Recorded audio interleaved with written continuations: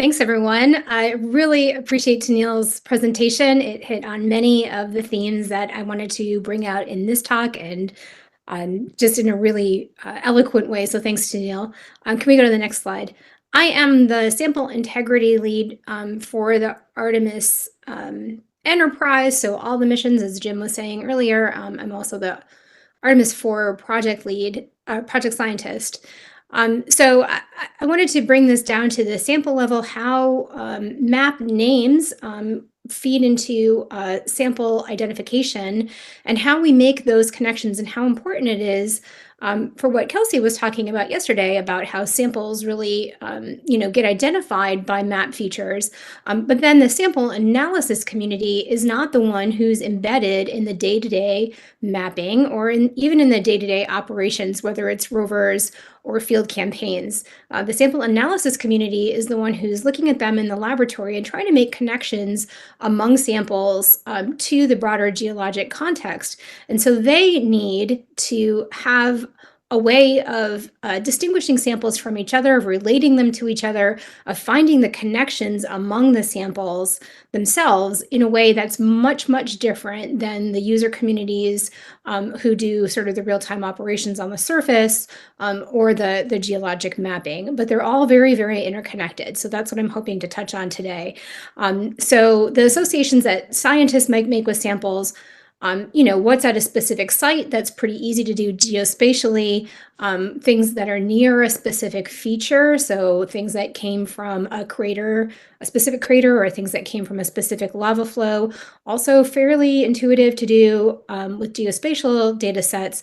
But we also break it down along a lot different lines than most other people. Samples of a specific type, so all soil samples, all vesicular basalts. They may be from wildly different locations and really have nothing to do, obviously, with map features. Other kinds of sample features, color, what I saw in Orange Rock, the crew 3 days ago on EVA2 also saw something that they described as orange. How can I go get that sample? Things that have compositional similarities that we may not understand until after we get them in the laboratory and really start to study them. MG Suite samples are a great one. They start to have compositional similarities, but much after they were collected and much after we understood where they were on a map. And then, of course, all the supporting data that we need to make accurate interpretations. So next slide, I'm going to give you a little quiz on associations of map features. And this is not a criticism of anything that Tennille just said, but when we talk about naming features, I have found that sometimes it's not easy to make associations. So even when we have the best of intents and we make these lists that have associations like national parks, and we'll talk about some of those, if you're not on the team and you're not actively using them, and then you come in afterwards, like with a sample, and you're trying to associate samples with each other, either in space or by type, you're presented with what is effectively a random word set.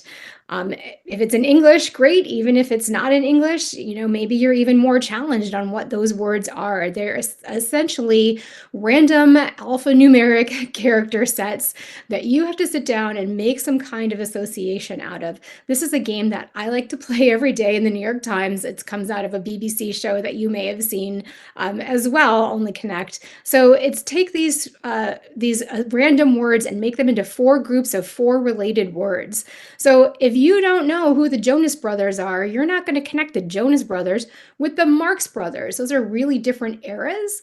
You may not know that they're sets of brothers. If you didn't play video games, you don't know who Sonic and Crash are, right? If you are not an aviation buff, you may not know what the Wright brothers are, or whether their brothers are associated with airports or airplanes, right? There's a lot of different associations you can draw. And if you go to the next slide, please, you can see how some of these are very culturally related, very specific to specific maybe age groups, things like that, right? So when we're talking about naming schemes, things that may be obvious to us, like all things that are in a national park of some part of the world, may not be obvious to everyone.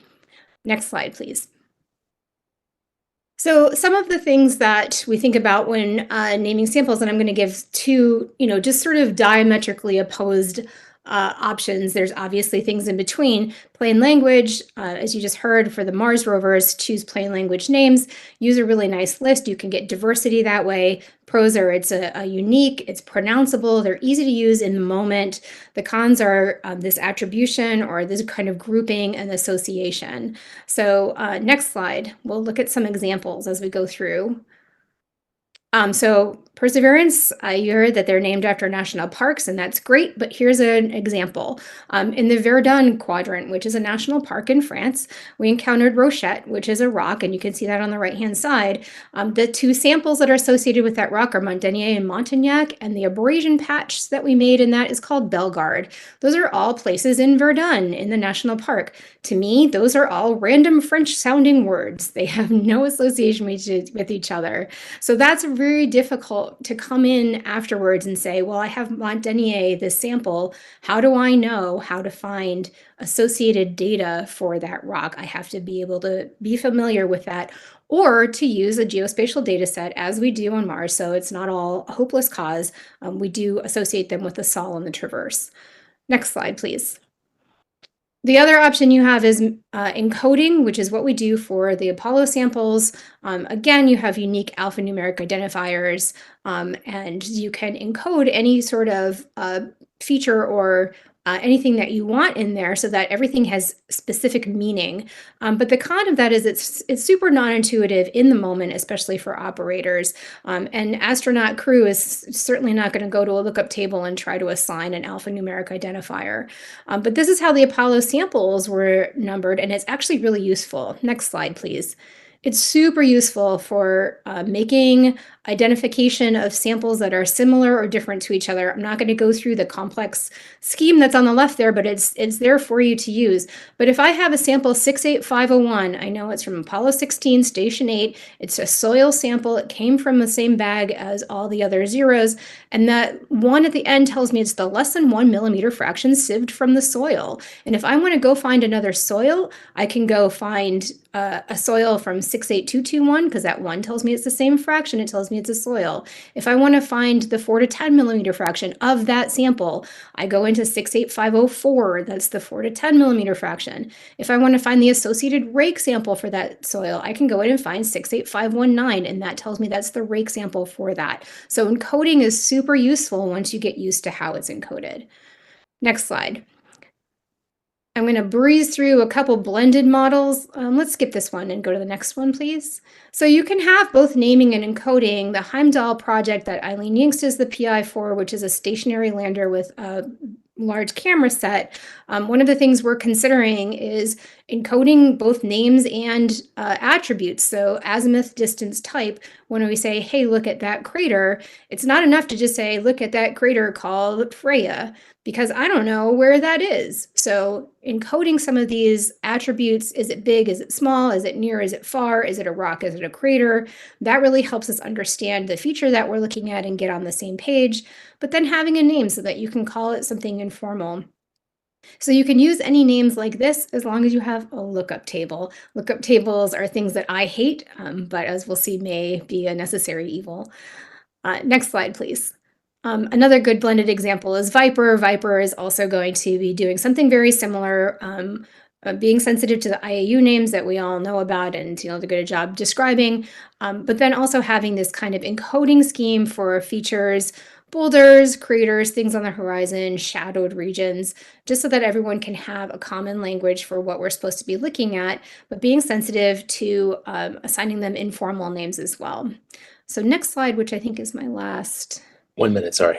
Yeah, skip past this one and let's get to my last slide.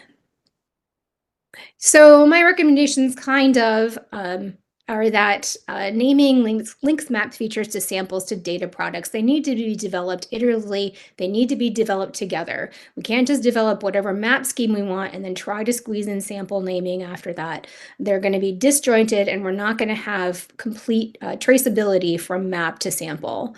Geospatial tools, of course, are really useful for this, but they need to be curated in perpetuity, and that's something that the sample community has not figured its way through, and a lot of teams do not have the funding or the time to curate them in perpetuity. But naming is powerful, and we don't want to take away people's ability to have names for all the reasons Tennille associated. So I think that we're going to have a blended model going into Artemis. We're developing that for the jet tests, and I definitely welcome your comments and your suggestions, and you can throw them in chat. Thank you.